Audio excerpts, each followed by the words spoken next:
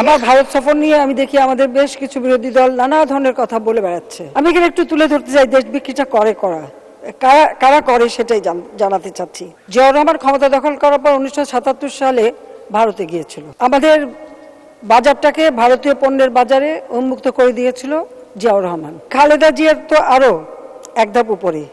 তিনি যখন দিল্লি থেকে ফিরে আসলে তাকে যখন সাংবাদিকরা জিজ্ঞেস করলো যে আপনি যে গেলেন গঙ্গা পানির কি হলো, উনি বলেন গঙ্গার পানির কথা, ওহো আমি তো ভুলেই গিয়েছিলাম।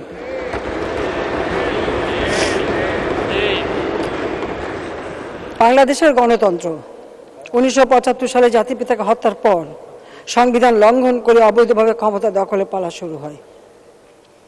সেখানে গণতন্ত্রটা ছিল কোথায়? সেখানে তো মিলিটারি ডিক্টেটরশিপ ছিল।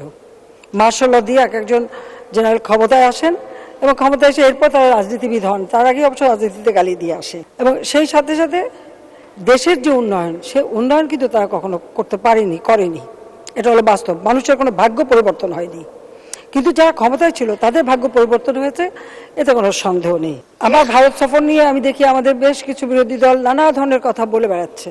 অবশ্যই এটা আমি যেদিন থেকে সেই 75-এর পরে আমরা তো দেশে আসতে পারিনি, তখন যে মিলিটারি ডিক্টেটর ক্ষমতা দখল করেছিল সেই রাতের অন্ধকারে তখনকার রাষ্ট্রপতি সায়েম সাহেবকে অস্ত্রের হাতে অস্ত্র দেখে তাকে ক্ষমতা থেকে সরিয়ে দিয়ে নিজে রাষ্ট্রপতি ঘোষণা করে ক্ষমতা এসেছিল। নির্বাচন নিয়ে যে খেলা, নির্বাচন নিয়ে যে কারচুপি তখন থেকেই তো শুরু। প্রথমে হ্যাঁ না ভোট, হ্যাঁ বাক্স পাওয়া যেত, না বাক্স নাই। তারপরে আবার রাষ্ট্রপতি নির্বাচনের নামে একটা প্রহসন, সংবিধান লঙ্ঘন করে, আর্মি রুলস অ্যাক্ট লঙ্ঘন করে যিনি সেনাপ্রধান তিনি রাষ্ট্রপতি পদে ইলেকশন করলেন। তারপরে সেটাকে নিরপেক্ষভাবে আবার অনুমোদন দেওয়া হলো। আমাদের মহান মুক্তিযুদ্ধে ভারত আমাদের সহায়তা করেছে। আমাদের 1 কোটি শরণার্থীকে তারা আশ্রয় দিয়েছে। মুক্তিযোদ্ধাদের ট্রেনিং, তাদের পাশে থেকে সব ধরনের সহযোগিতা। যখন পাকিস্তানি হানাদার বাহিনী গ্রামের পর গ্রাম জ্বালিয়ে পুড়ে ছারখার করছে, ঘর বাড়ি সব পুড়িয়ে দিয়েছে, দেশটাকে একটা ধ্বংসস্তূপে পরিণত করেছে, গোলার ধান পুড়িয়ে দিয়েছে, কোনো কারেন্সি নোট ছিল না, কোনো রিজার্ভ ছিল না, সেই অবস্থা করে দিয়েছিল। ভারত আমাদের মিত্র শক্তি। মাননীয় স্পিকার, একটা কথা এখানে যারা বলে ভারতের কাছে দেশ বিক্রি, তাদের একটু বলতে চাই,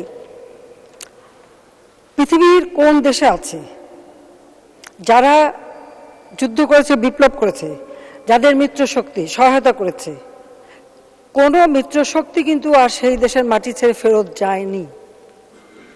একমাত্র বাংলাদেশ ব্যতিক্রম। জাতির পিতা বঙ্গবন্ধু শেখ মুজিবুর রহমানের মতো বলিষ্ঠ নেতৃত্ব ছিল এবং ওদিকে ইন্দিরা গান্ধী, তিনিও স্বাধীন চেতা ছিলেন বলেই যে মুহূর্তে জাতির পিতা বলেছেন যে ভারতীয় সৈন্য ফেরত নিতে হবে, সেই মুহূর্তে তারপরেই কিন্তু সেই ভারতীয় সৈন্য ফেরত চলে যায়। এই দৃষ্টান্ত কিন্তু পৃথিবীর আর কোনো দেশ দেখাতে পারবে না। জাপানকে সহযোগিতা করেছিল আমেরিকা, এখনো সেখানে আমেরিকান ঘাঁটি। জার্মানি, পশ্চিম জার্মানিকে সমর্থন করেছিল আমেরিকা, এখনো সেখানে আমেরিকান ঘাঁটি। শুধু ঘাঁটি না, সেখানে ঢুকতে গেলে ডলারে কেনাবেচা করতে হয়, সেখানে ডলারেই কেনাবেচা, ডলারেই সব। তো এরকম যেখানে এরকম সারা বিশ্বব্যাপী এই দৃষ্টান্ত পাওয়া যাবে, কিন্তু জাতির পিতা স্বাধীন চেতা ছিলেন, যেটা সম্ভব। সেই ক্ষেত্রে আমি ভারত থেকে আসতে পারলাম না, সেখানে বলা হলো কি দেশ বেচে দিয়ে আসছি। তা আমি যখন 81 সালে ফিরে আসতে সক্ষম হলাম, 6 বছর রিফিউজি হিসেবে বিদেশে থেকে, তখন ওই একই কথা শুনতে হয়েছে। আবার জানি না এখানে হঠাৎ সেই ভাঙারি করা বাজাতে শুরু করলো। আমি এখানে একটু তুলে ধরতে চাই দেশ বিক্রিটা কারা করে সেটাই জানাতে চাচ্ছি।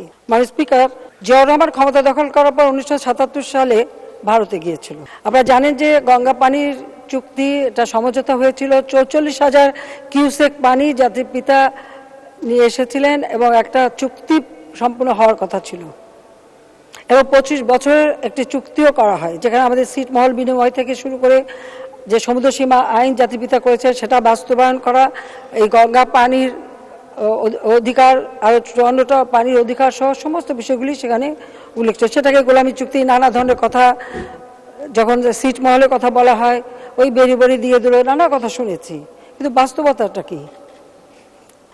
জাতির পিতাকে হত্যার পর যারা ক্ষমতা এসেছে তারা কোনো বিষয়টাই সমাধান করতে করেনি বা কথাটা উচ্চবাচ্য করেনি। বরং কি করেছে, আমাদের বাজারটাকে ভারতীয় পণ্যের বাজারে উন্মুক্ত করে দিয়েছিল জিয়াউর রহমান। 40টি পণ্যতে শুল্কমুক্ত প্রবেশ অধিকার দিয়ে দেয়। 80 সালে গ্যাস বিক্রির চুক্তিও করে আসে। সেই সাথে 92 সালে খালেদা জিয়া,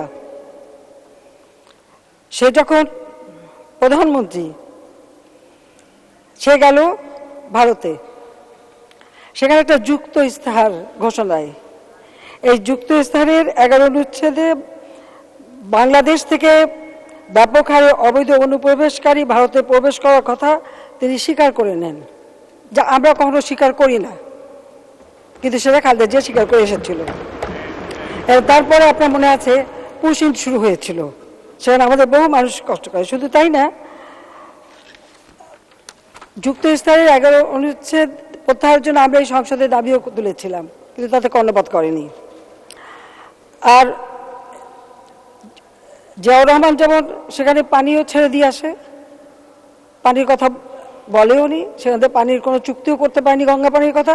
ঠিক খালেদা জিয়ার তো আরও এক ধাপ উপরে।